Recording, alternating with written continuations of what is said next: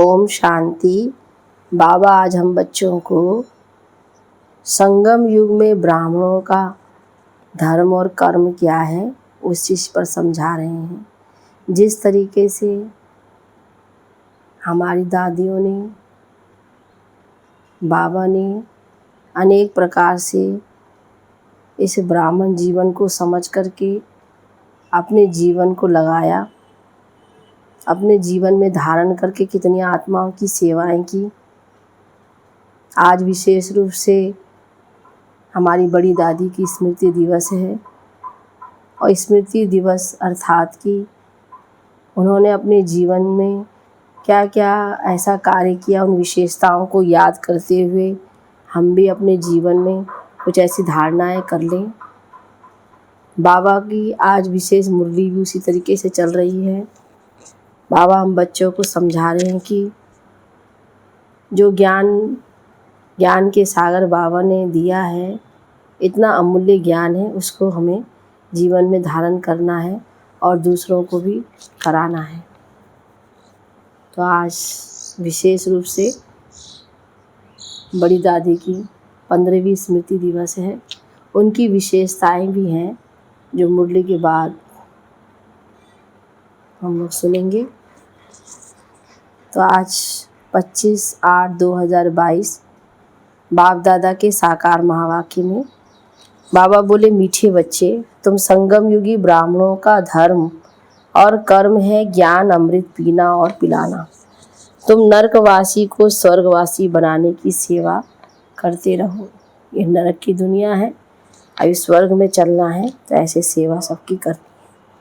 प्रश्न में तुम ब्राह्मणों को कर्मों की किस गुहे गति का ज्ञान मिला है? उत्तर में, अगर बाप का बनने के बाद कभी भी अपनी कर्म इंद्रियों से कोई पाप कर्म किया तो एक पाप का 100 गुना दंड पड़ जाएगा। यह ज्ञान तुम ब्राह्मणों को है, इसलिए तुम कोई भी पाप कर्म नहीं कर सकते हो। अभी तुम ब्राह्मणों का लक्ष्य है सर्वगुण संपन्न बनना, इसलिए तुम अपने अवगुणों को निकालने का ही पुरुषार्थ करो। गीत है भोलेनाथ से निराला कोई और नहीं। ओम शांति। बेहद के बाप का नाम है भोलानाथ। जरूर मनुष्य से देवता बनाने वाला भी वही है।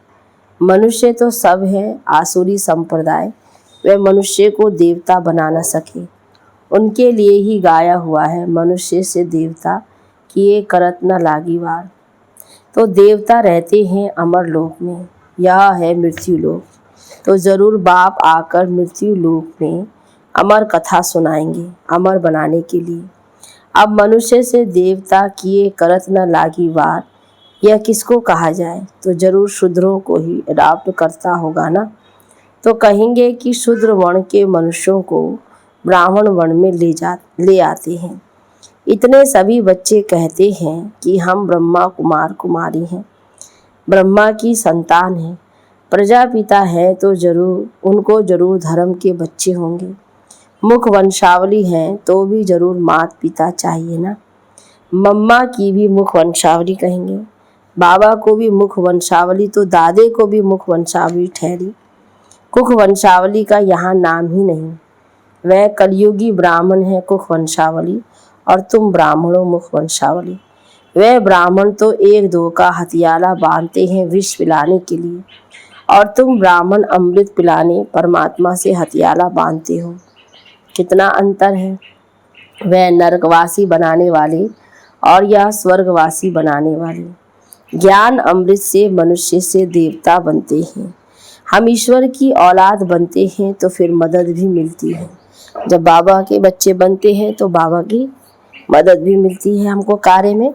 सगे और लगे भी है ना। लगे बच्चों को इतनी मदद नहीं मिलेगी जितने सगे बच्चों को।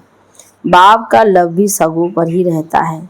सगा बच्चा नहीं होगा तो फिर भाई के बच्चों को लव करना पड़ेगा, वह धर्म का बच्चा बनाना पड़ेगा। अब तुम बड़ों को जानते हो, भल विराट स्वरूप बनाते हो, परंतु उन्हों की हिस्ट्री जॉग्राफी कोई बता न सके कि इनसे क्या होता है। अभी बाप समझाते हैं कि यह चक्र फिरता है। इतने जन्म देवता धर्म में, इतने जन्म क्षत्रिय वर्ण में, यहाँ कोई गपोड़ी की बात नहीं, 84 जन्म सिद्ध कर बतलाते हैं। सतो प्रधान फिर सतो रजो तमो जरूर सबको बनना है। देवताएं जो सतो प्रधान थे वही फिर आकर तमो प्रधान बन गए हैं। अब यह मनुष्य सृष्टि का झाड़ जड़ जड़िए भूत हो गया है, अर्थात कहें तो कब्र दाखिल है। यह है कयामत का समय, सभी का पुराना हिसाब किताब चुकतू होना है और नया जन्म होना है। चोपड़ा होता है धन का, यहाँ फिर चोपड़ा कर्मों के खातों का है। आधा कल्प का खाता है, जैसे हिसाब किताब तो रखते हैं व्यापारी लोग अपने धन का, और बाबा यहाँ हम बच्चों को बताते हैं कि यहाँ है कर्मों का खाता। आधा कल्प का खाता है। मनुष्य जो पाप कर्म करते हैं वो खाता चलता आया है। ऐसे नहीं कि एक बार सजा भोगने से खाता चुकतू हो जाता है, नहीं।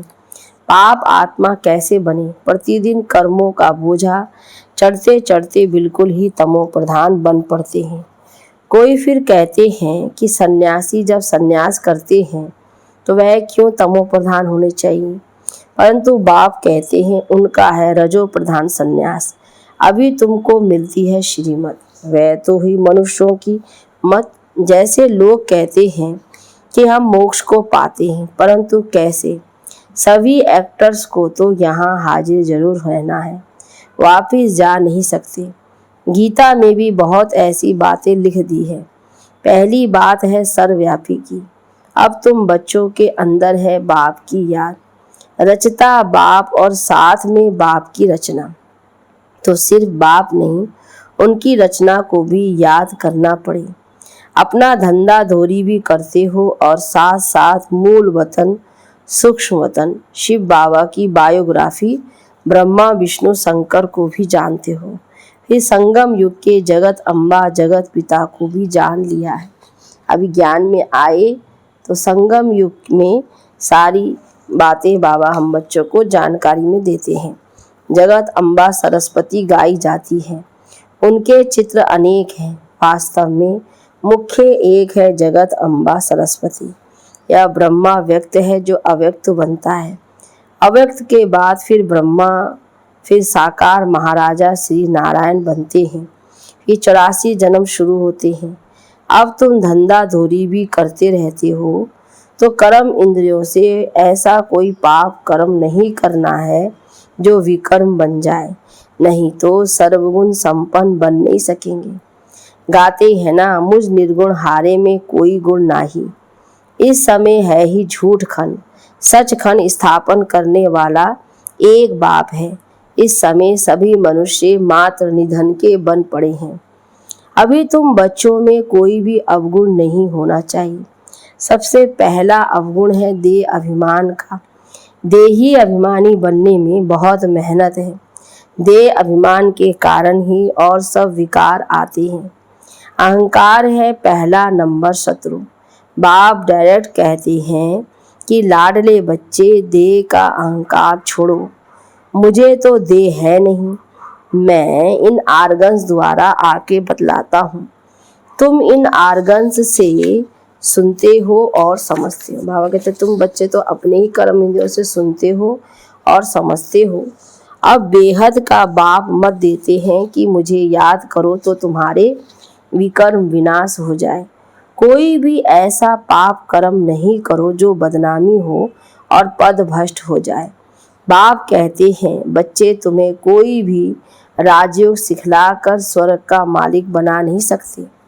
अब बाप तुमको सच बतलाते हैं। सारा राज तो बाबा ही इस समय बच्चों को समझाते हैं। तुम सत्य के संग में बैठे हो सच सुनने और सच खंड का मालिक बनने के लिए। उनका नाम ही है त्रुथ, सच्चा ज्ञान सागर। यह तो बाप ही कहते हैं मैं ज्ञान का सागर हूँ। ज्ञान सागर से तुम ज्ञान नदियाँ निकलती हो। वह नदियाँ तो पानी के सागर से निकलती है।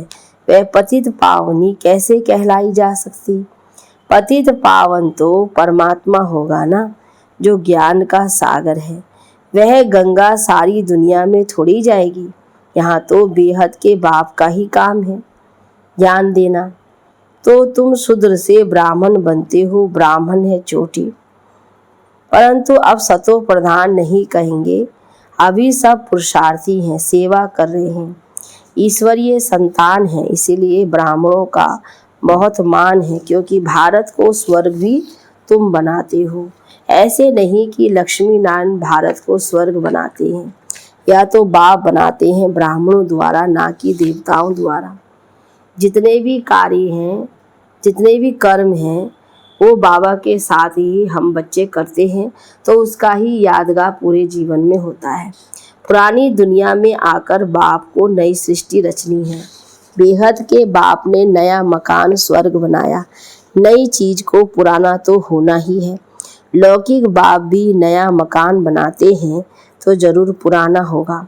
ऐसे नहीं कि बाप ने पुराना किया, सतो प्रधान से तमो प्रधान हर चीज जरूर बनेगी, वैसे ही सारी सृष्टि भी नई से पुरानी होगी जरूर। अब देह के सब धर्म छोड़ो, अपने को आत्मा समझो। बाप सभी बच्चों के लिए कहते हैं कि अब खेल पूरा होता है, अब घर चलना है, भूल तो नहीं गए हो, मैं तुमको सहज राजयोग सिखलाने आया हूँ। हम 5000 वर्ष पहले भी मिले थे, मैंने तुमको राजयोग सिखलाया था, याद है ना? भूल तो नहीं गए हो? मैं कल्प कल्प तुमको आकर बादशाही देता हूँ, तुमको कौड़ी से हीरे जैसा बनाता हूँ। बच्चे कहते हैं बाबा इस चक्र से छूट नहीं सकते। बाप कहते नहीं। बच्चे पूछते हैं, बाबा कहते ये सृष्टि चक्र तो अनादि है, अगर चक्र से छूट जाए फिर तो दुनिया ही खत्म हो जाए। यह चक्र तो जरूर फिरना है। मैं फिर से आया हूँ, कल्प कल्प कल्प के संगम युगे आता ही रहता हूँ। उन्होंने सिर्फ युगे युगे लिख दिया है। कहते भी हैं कि पतित पावन आओ, पावन बनाओ, सुखधाम में ले चलो। पति दुनिया में तो दुख ही दुख है। अच्छा, मेरे पास तो 2 धाम हैं, कहाँ चलेंगे? बाबा ने पूछा। बाप कहते हैं सुख धाम में तो बहुत सुख है, और मुक्ति धाम में जाएंगे तो भी पाठ में तो आना जरूर है। थोड़ी देर के लिए रेस्ट करने भले जाएंगे, बाकी हम बच्चे तो कर्म क्षेत्र पर कर्म करने वाले एक्टर हैं, इसलिए कर्म करने के लिए तो धरा में आना ही है। परंतु जब स्वर्ग पूरा हो जाएगा तब उतरेंगे, स्वर्ग में नहीं आएंगे। क्या तुमको स्वर्ग की इच्छा नहीं है? बाबा पूछते। तुम नरक में माया के राज्य में ही आना चाहते हो? उस समय भी पहले सतो होगा, फिर रजो तमो होगा। जो पवित्र आत्मा आती है वह पहले दुख पा ना सके, आने से ही थोड़े ही पाप करेंगे, परंतु आत्मा को सतो रजो तमो से पास करना है। इस चक्र को भी समझना है। अभी तुम फाइनल अवस्था में नहीं जा सकोगे। स्कूल में भी 12 मास के बाद इम्तिहान फाइनल होता है ना। अंत में तुम्हारी अवस्था परिपक्व होगी, बहुत वृद्धि को पाएंगे। कितने सेंटर्स खुले हैं, सेंटर्स के लिए तो बहुत कहते हैं, परंतु टीचर्स इतनी तैयार नहीं है। फर्स्ट क्लास शिफ्ट होती है अमृत वेला, कोई सवेरे नहीं आ सकते हैं तो लाचारी हालत में शाम को भी आवे। स्कूल में भी अभी 2 बार शिफ्ट होती है ना, सुबह और शाम। अच्छा, बच्चों ने समझा? बाप सभी सेंटर्स के बच्चों को समझा रहे हैं। बच्चे रात को अपना रोज पोता में निकालो। तो आज हमारा रजिस्टर खराब तो नहीं हुआ, कोई भूल तो नहीं की? फिर बाप से माफ़ी लेनी चाहिए। शिव बाबा हमको माफ़ करना, आप कितने मीठे हो। भगवान कहते हैं मैं तुमको मास्टर भगवान भगवती बनाता हूँ स्वर्ग का, तो मेरी आज्ञा मानो ना। नंबर 1 फरमान है कि देही अभिमानी बनो, विकार में मत जाना, यह महादुश्मन है। इन पर जीत ना पाई तो पद भ्रष्ट हो, कुल कलंकित बन जाएंगे।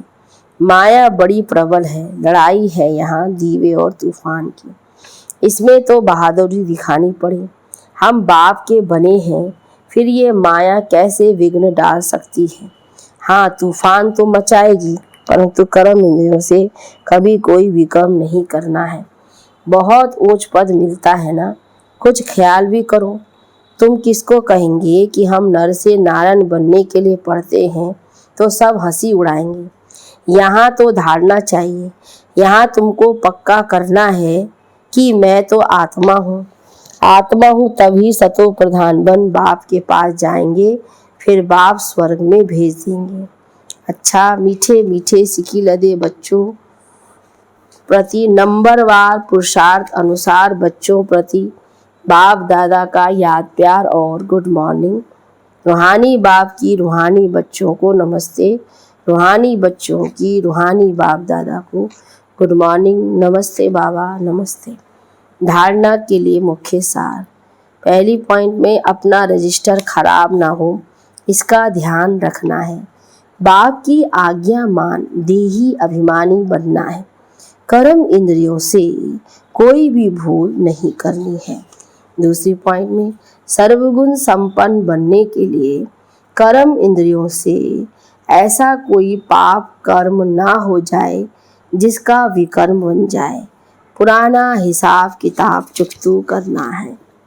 बाबा कहते इसी जन्म में और जीवन में जितने भी पुराने हिसाब किताब है वो सब चुकतू करने हैं।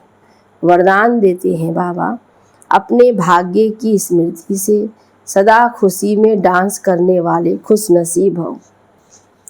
अमृत वेले से रात तक आप ब्राह्मण बच्चों को जो श्रेष्ठ भाग्य मिला है उस भाग्य की लिस्ट सदा सामने रखो और यही गीत गाते रहो, वाह मेरा श्रेष्ठ भाग्य, जो भाग्य विधाता ही अपना हो गया।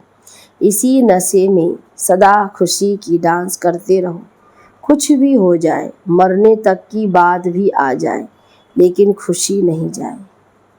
शरीर चला जाए कोई हर्जा नहीं, लेकिन खुशी ना जाए। बाबा ने खुशी की खुराक के ऊपर हमें समझाया, वरदान दिया। स्लोगन में हर्षित मुख रहना है तो साक्षीपन की सीट पर बैठ दृष्टा बनकर हर खेल को देखते चलो। हर दृश्य को साक्षी बन करके बाबा कहते खेल देखते रहो।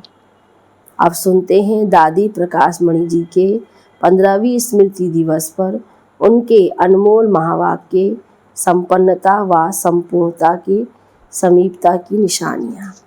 पहली बात पॉइंट, आत्मा जितना संपन्न बनती जाएगी उतना मनसा वाचा कर्मणा में कोई भी सूक्ष्म विकार नहीं रहेगा। उन्हें संपूर्णता की मंजिल समीप दिखाई देगी। दूसरा, मन वचन कर्म से सदा अहिंसक रहेंगे। कभी किसी को ना दुख देंगे ना दुख लेंगे। जब दुख देना और दुख लेना समाप्त हो जाता है तब संपूर्णता समीप आती है। तीसरा, जो संपूर्णता के समीप होगा वह बेहद का वैरागी होगा। उसका कहीं पर भी लगाव नहीं होगा। सबसे ममत्व टूट जाएगा। वह सबके बीच में रहते भी न्यारा और प्यारा रहेगा। चौथा, उन्हें कोई भी पुरानी वस्तु तत्वों सहित अपनी तरफ आकर्षित नहीं करेगी। वह सदा एक बाप की ही आकर्षण में रहेगा। बुद्धि में एक बाप की याद अर्थात एकाग्र वृत्ति होगी। पांचवा, वो खुद से भी संतुष्ट होगा, औरों को भी संतुष्ट करेगा। उसका पढ़ाई की चारों सब्जेक्ट में पूरा ध्यान होगा। छठा, उनकी साक्षीपन की स्टेज रहेगी। सदा साथी का साथ अनुभव होगा। देह अभिमान की बुद्धि में अथवा पुरानी चाल चलन से किसी को भी दुख नहीं देंगे। दृष्टि वृत्ति में रूहानियत और अलौकिकता होगी। दादी की ऐसी सारी विशेषताएं थी, उस पर ही हम ध्यान आज बाबा खिंचवा रहे हैं। सातवां, प्यूरिटी में फुल होगा। सिर्फ ब्रह्मचर्य नहीं लेकिन ब्रह्मचारी होगा। किसी में भी उसकी आंख नहीं डूबेगी क्योंकि उसे नशा रहता हम किसकी संतान हैं। आठवां, वह किसी का अवगुण चित्त पर नहीं रखेगा। वह किसी के अवगुण नोट नहीं करेगा। पुरानी चाल पुराने संस्कार की तरफ बुद्धि नहीं जाएगी। वह सदैव स्वचिंतन में रहेगा। नौवां, जैसे साकार बाबा ने सदैव अपने को वर्ल्ड सर्वेंट कहा, जितना महान उतना निर्माण होकर रहा, निराकार निरहंकारी निर्विकारी। वह सदैव अपने को सेवाधारी समझना, यह भी संपूर्णता की निशानी। वह 10वां, वह अपने को सदैव निमित्त समझेगा। महिमा को कभी स्वीकार नहीं करेगा। महिमा होगी जरूर क्योंकि सेवा की है, लेकिन निमित्त समझने के कारण मुख से बाबा बाबा ही निकलेगा। वह महिमा में खुश नहीं होगा और निंदा से घबराएगा नहीं। दोनों में स्थिति समान होगी। निंदा से घबराएगा नहीं, दोनों में स्थिति समान होगी। 11वीं, वह सबका संबंध एक बाबा से जोड़ेंगे। उनके मुख से बाबा के प्रति स्नेह के बोल निकलेंगे। प्यारे बाबा ने हमें अपनी प्यारी से प्यारी चीज़ दिव्य बुद्धि की सौगात दी है, उस सौगात को संभाल कर रखिएगा। 12वीं, ज्ञान का तीसरा नेत्र सदा खुला रहेगा। ज्ञान नेत्र होने के कारण सदैव समर संकल्प चलेंगे, यह भी संपूर्णता की निशानी है। 13वीं पॉइंट, उसका हर कर्म श्रीमत प्रमाण होगा। श्रीमत में कभी मनमत मिक्स नहीं करेगा। दिव्य बुद्धि के आधार पर हर कर्म होता रहे, यह भी संपूर्णता की निशानी है। 14वीं, वह आज्ञाकारी वफादार होगा। एक बल एक भरोसा, सर्व संबंध एक से, किसी तरफ भी झुकाव नहीं। ऐसा लगाव झुकाव से मुक्त होगा। 15वीं पॉइंट है, उन्हें कोई भी परिस्थिति नथिंग न्यू लगेगी। 5000 वर्ष की बात ऐसे अनुभव होगी जैसे ये तो कल की बात है। ओम शांति।